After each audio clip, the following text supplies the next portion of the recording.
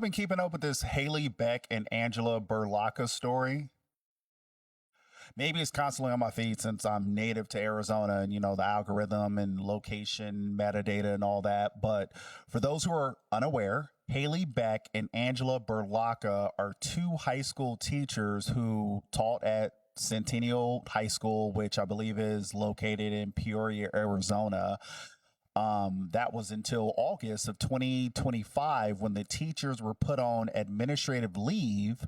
And then parents were basically told that they were being investigated by the Peoria police.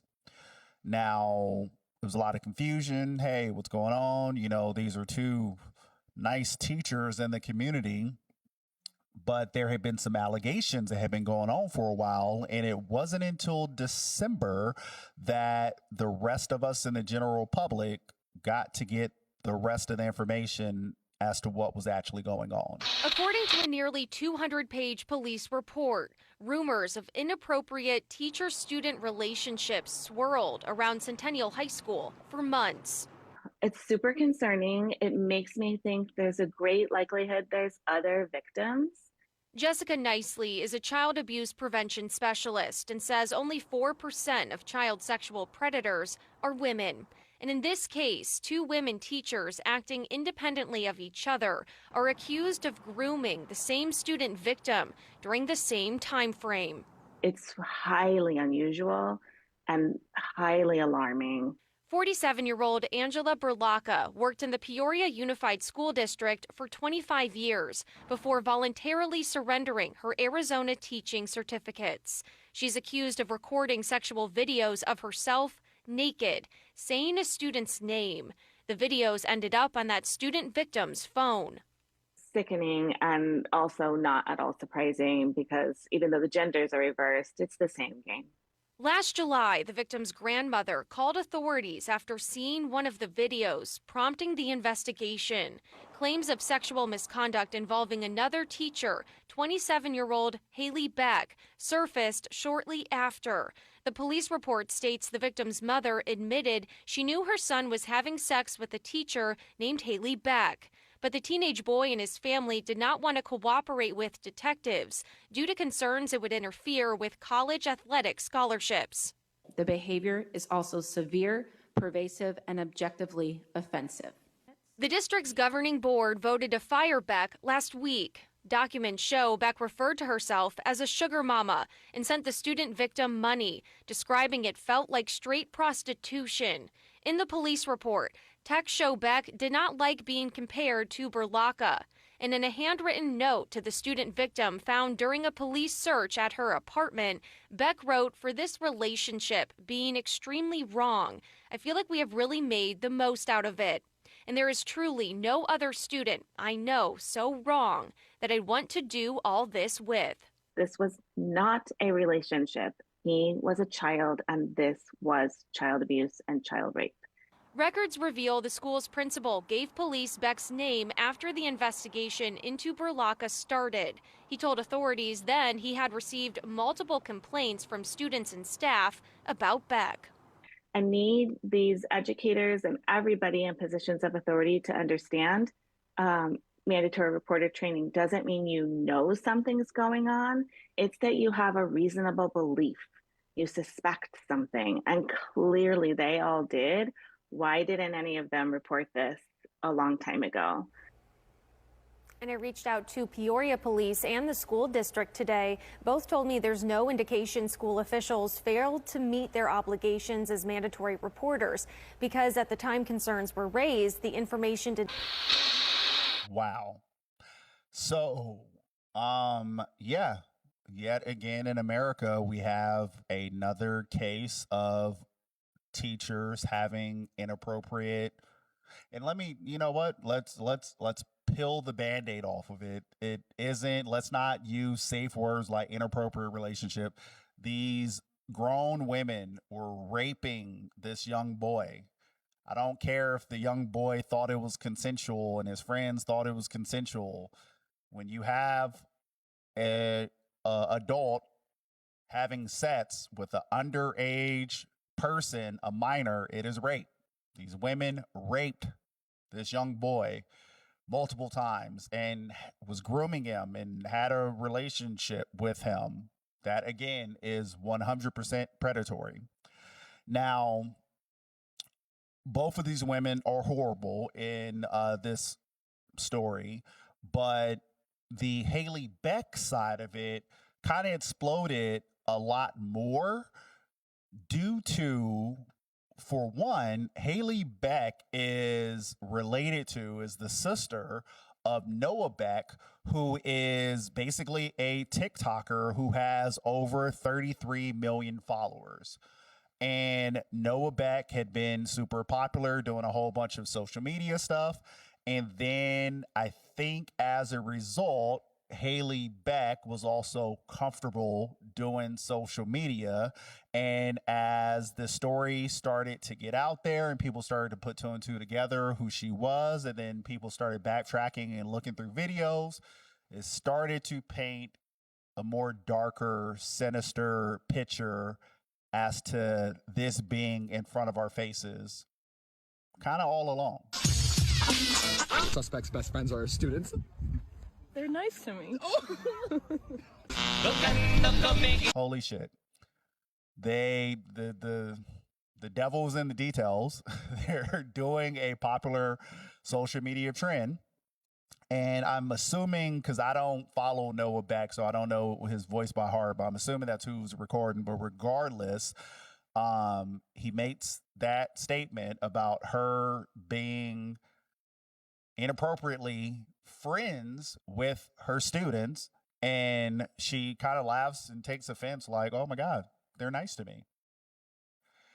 Now, we live in a digital age, we live in a social media age, and all types of videos started popping up all over the place of people recording while being in the class with Haley Beck, and you start to see that she truly wasn't acting like a teacher with the majority of these kids. She was acting as if she was their friend.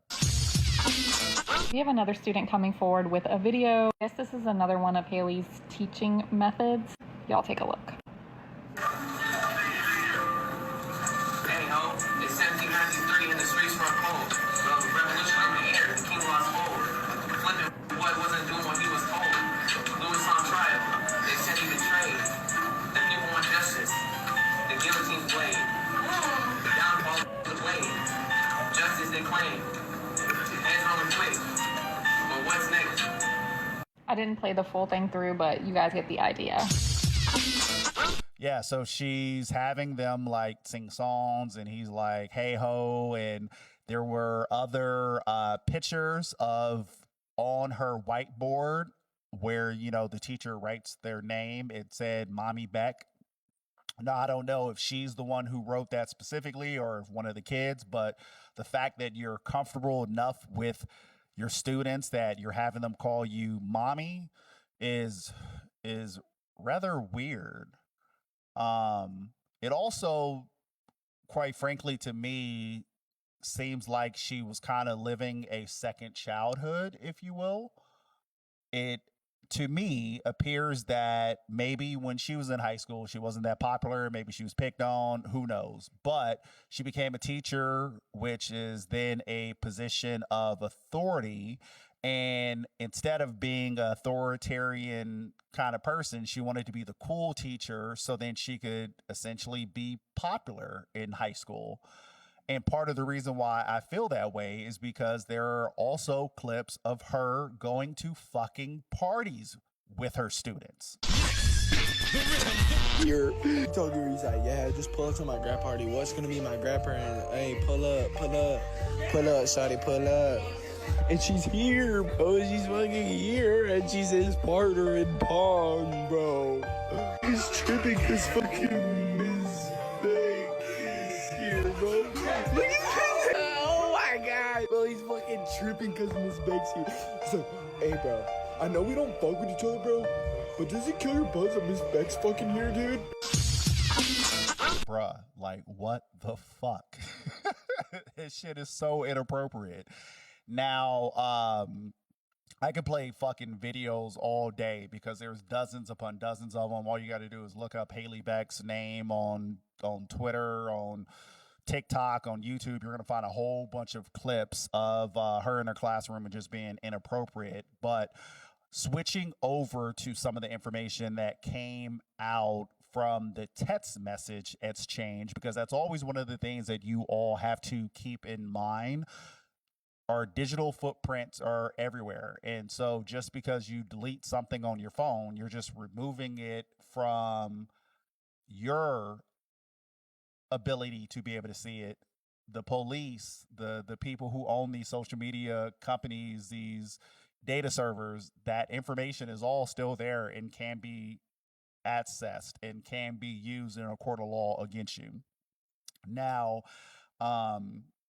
allegations, surfaced around Haley Beck about her inappropriate relationship with the student at the Peoria Unified School District, and the police have released a bunch of information online.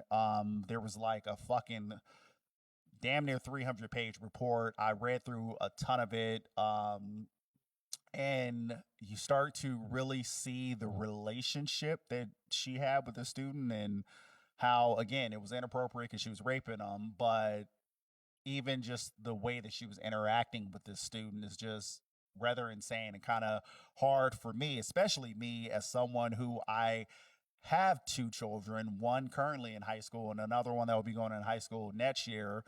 And just, I can't wrap my brain around if I were to go through their phones and find these conversations with a teacher of theirs who was nearly 30. Now, Exhibit 1 was Haley was sending pictures to the student through Snapchat. And from the Peoria Police Department's case supplement report, there's this conversation that they have, and the student's name is blacked out, but I'll try to reenact, go back and forth as as both parties in here. But so it starts off with Haley saying, but then said "you," and the student responds, "freak." Haley says, "if my shit was weak, then what's the point even?" The student responds, "cry me a river." Haley then goes, "when are you going to come home to visit then?" She says, "nah, no need for me to cry. I'll just suck your dick and you can shut the fuck up about it." Now, the next series of messages between Haley and the student discuss Angela Burlaka, and this apparently occurred July 28th of 2025. So Haley says, "in a group with Burlaka for our meeting, feels so wrong." Student responds to it by clicking the laugh emoji. Haley says, "what was the pic you sent me over Snap? Like, what did it say?" The student just responds dryly, "IDK. I don't know." Haley says, "I thought I saved it, but I guess I didn't, so never mind." And it's hilarious through, like, and I hate to use the word hilarious because, again, we're talking about rape, but it is hilarious how this kid just wasn't really fucking with her, like, at all. Like, this nigga did not care for this woman in any capacity other than getting money and getting his dick sucked and fucking. He clearly did not like this woman, but regardless. So the next message is Haley and the students are discussing Haley's weight. And this is apparently when this student was a sophomore. And the messages also talk about Miss Burlaka, who's 50 years old. So the student says, "those ID pics are funny." Then Haley responds, "funny? ? Why?" "Oh, let me guess. I was a beluga in the first few." And the student responds, "bro, my sophomore year, you were 1,000,000,000% overweight. And now," in all caps. What the fuck? Like, he is just dissing this woman all throughout all these conversations. Now, moving over to Exhibit 2, Haley Beck is trying to get the student to admit that he only likes her.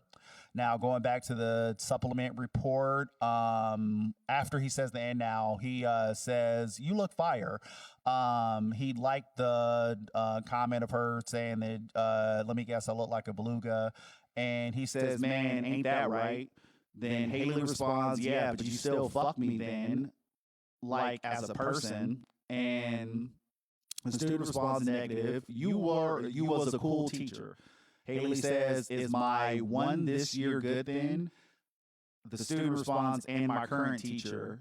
They must have been texting, I'm assuming at the same exact time, because some of these are like, they're kind of responding out of order. But anyway, Haley says, or better at least, you're telling me you wouldn't have tried me back then solely because of the teacher aspect? The student responds, no, not at all, because it would have been like, ew, she's not even a flats. She's rough. Haley says, right, I was just cool. He likes that comment. And then Haley says, all right, be nice. So the student says, you ass, same way I think about Miss B. So apparently he is not attracted to her either. Now the conversation continues. He says, if she was a little more fit, I would have died in the pussy. Haley responds, bro, she's also 50 though. The student says, but she's too damn big for me right now. Question mark. Age is just a number, baby. She's starving for that young dick. Starving in all caps, by the way. Haley says, I mean, yeah, I guess even though our situation is still not right, at least we are closer in age. Bitch, you are still like over a decade older than him. Haley continues and says, I don't like being compared to Miss B. Now the student responds, nah, 100%, a tad more normalized. Like if I'm 25 and you're 33, who cares? But if I'm 25 and she's 55, holy gilf. Now he says, luckily I haven't cracked her. So then he responds again and says, yet. So Haley says, right, this sounds way more normal. Like a older woman, you go sick. She then says, I can't even look at her without thinking of her literal vagina. The student responds, 1 2 1 2, a whole bunch of 1 2s. I don't know what that means. And then he says, right. Now, the next message is the student refers to Haley as his lifelong side piece. And apparently this occurred July 29th of 2025. Haley says, I'm glad you still refer to me as Sugar Mama. I thought my services were being retired. And the student responds, yep, lifelong side piece. Haley says, lifelong 12. I don't know what the fuck 12 is. I know 12 is like we call the police 12, but in this conversation, I don't get 12 anyway. She says, I'm going to get sick of side piece eventually. I'll need an upgraded title. Then I'm assuming he didn't respond. And then later on, she says, 8 hours of meetings today. I'm actually going to kill myself. The student responds, well, that's not my decision. Haley responds, what do you mean? The student says, you're the old lady here. If you seek a relationship your age, I can't be anything other than your side piece. You're playing with fire, not me. Haley says, you think I'll still fuck with you even when I'm in a relationship? The student responds, 100%, dick to fire. My God. Haley says, I was going to ask if you still fuck with me if you're in one, but you literally did. It's amazing how just like obsessed with this boy she is. Like, this is really like, if you didn't know the context behind this, you could read these text exchanges as if it was two students who both went to the same school, and if like the dude was like the popular dude who was like dating a cheerleader or something like this, and then this is the ugly girl with like no self-respect who is fucking him even though she knows that he doesn't like her like that, but she likes him like that, and she's just hoping one day he'll like her like that. Like, these are the vibes that this shit is giving off. Let me see, where did I leave off? Now, Exhibit 5, Haley Beck jokes about including the student's roommate in their relationship. So Haley says, but you literally did. He says, yeah, I mean, I haven't been locked in a relationship, but technically I am. So I guess you can say that. I don't really care, to be honest. I cheat. Haley says, you are? Like, again? The student says, ew, when I come home, I'ma see her FS. She like a sloth on a tree. She not letting go. My God. In this next series of messages, Haley and the students are discussing meeting. Prior to these messages, the student complains about his water pressure and says he has to share with his roommate. The student asked Haley if they were going to repeat their plans from the night before. And based on the message, this implies meeting for sets. And again, this is still on July 29th of 2025. So Haley says, your roomie want in on the action too? I'm kidding. The student says, wow, you really are just a bucket. Like, you would dead do this, I feel like. Haley, this is blocked out, so I'm assuming this is either she's saying the student's name or the other person's name. But she says, you're insane. A bucket? Bro, he could very well be a minor. I would never do this for a stranger. Then the student responds 12, 12, 12, 12. Again, I have no idea what the context of these white people using 12 is. But he continues and he says, cool, sounds good to me. Now, Haley sends a screenshot of lyrics with the caption, forget teenage dream, this is my new song to you. The screenshot lyrics are the following. You can hit it in the morning, yeah, like it's yours. I know it ain't right, but I don't care. Break up with your girlfriend, yeah, because I'm bored. Break up with your girlfriend, I'm bored. And this is a song by Ariana Grande. Now, the student responds, Jesus Christ, because again, he don't like you. What the fuck? Then Haley responds, tee hee hee hee, oh, relax, live a little. In this conversation thread, the student thanks Haley for everything she has done for him. Haley responds to questioning why he was thanking her, and it felt like a goodbye. She then mentions beat them cheeks up in their last hurrah. Now, this is on July 30th of 2025. So the student says, thank you for all the things you do and have done. Click the accept though, I'm at the counter 12. Haley responds, why are you thanking me? It's making me seem like you're done with me. The student says, nah, I'm just no finna be as available because I'm gone. Haley then sends Apple Cash. Yeah, no, I know this, but still like available over text and call, I see you this weekend when you're available for our temporary last hurrah. The student then, lights the comment.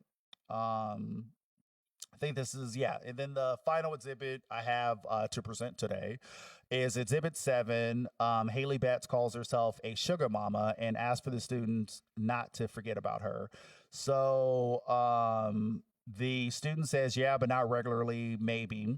She says, when I come home, I'm coming to beat them cheeks up, in quotations. That's where I got the impression, LOL. The student says, haha, maybe, that's funny. Haley says, nah, like, I know you have stuff to do and people to see, but don't forget about your sugar mama. This message, the student sent Haley a screenshot of a text message I had sent, and then it's a name blacked out. During this time, student was actively avoiding, or whoever this person, the name that is blocked out, was actively avoiding police. And the following is what it says, what I sent, and again, blanked out, redacted, or maybe I should use redacted. We live in the redacted states of America. But it says, my name is Detective Kraber with Peoria PD. I have a search warrant for your phone and need you to turn it over. If you do not, you can face criminal charges for failing to obey a court order. If you prefer, we can contact you at your new school in California. Please call, has the detective's number to verify I'm in fact a police officer. Respond to this number to coordinate the surrender of your phone. Thank you. After seeing the amount of Apple Cash receipts I added each time requested, and Haley sent money. The following are the dates, times, and amounts along with significant notes surrounding the transaction. So it'd be like $25 here, $50 there, so on and so forth.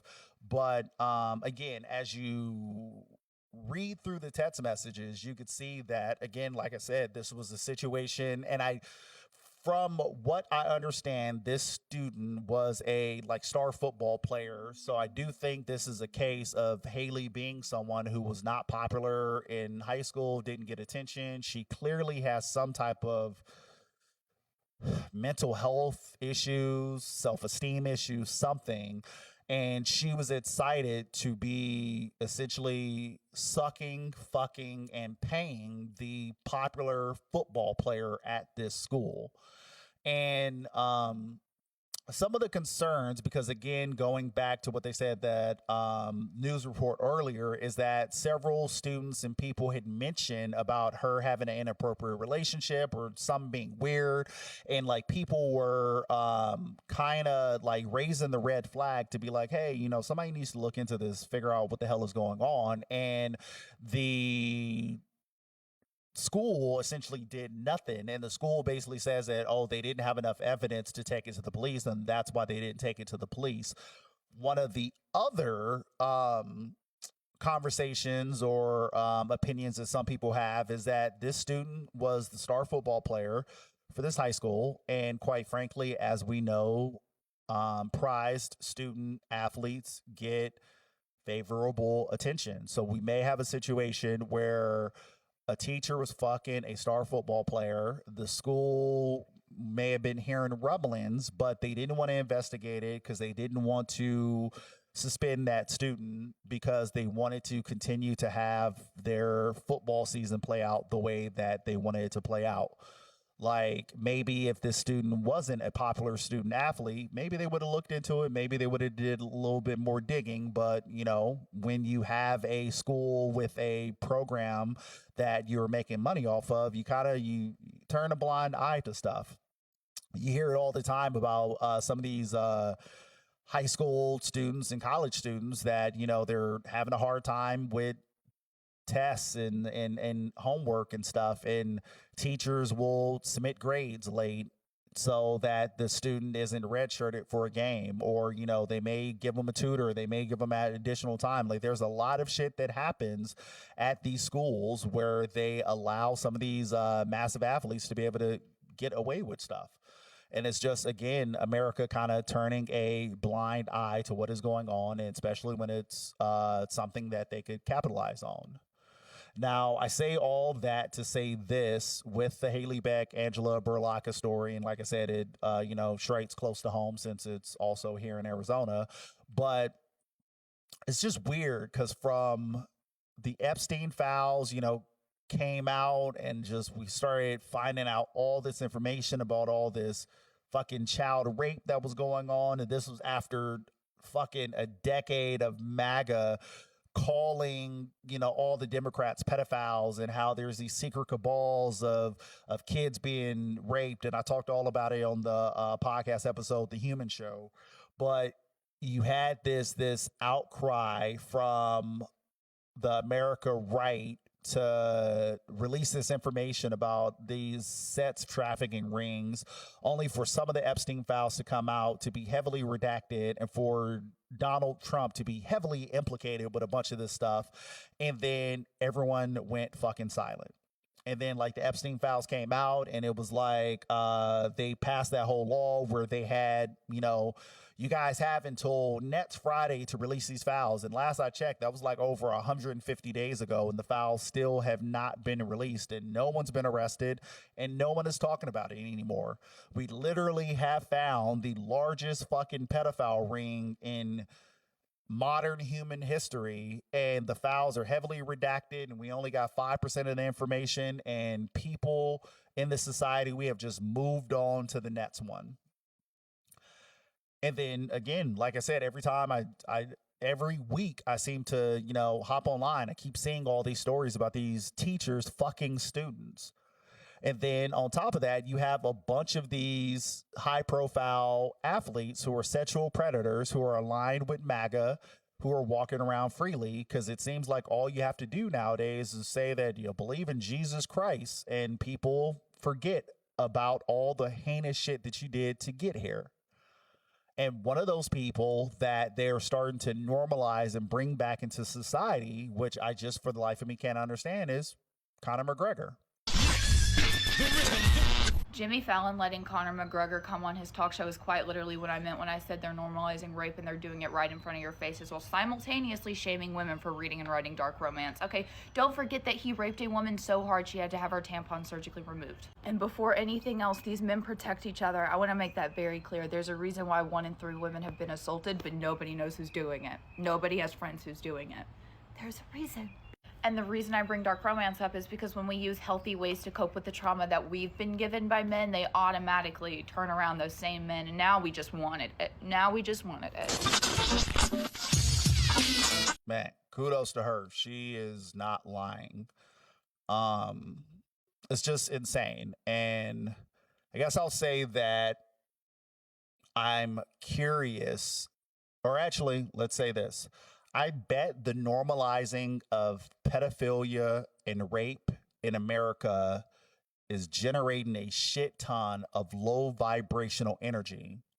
Once again, like fear, anger, guilt, and grief for the victims' families, and for those of us with a conscience who is watching this helplessly. And so we have to ask ourselves, why is this being normalized?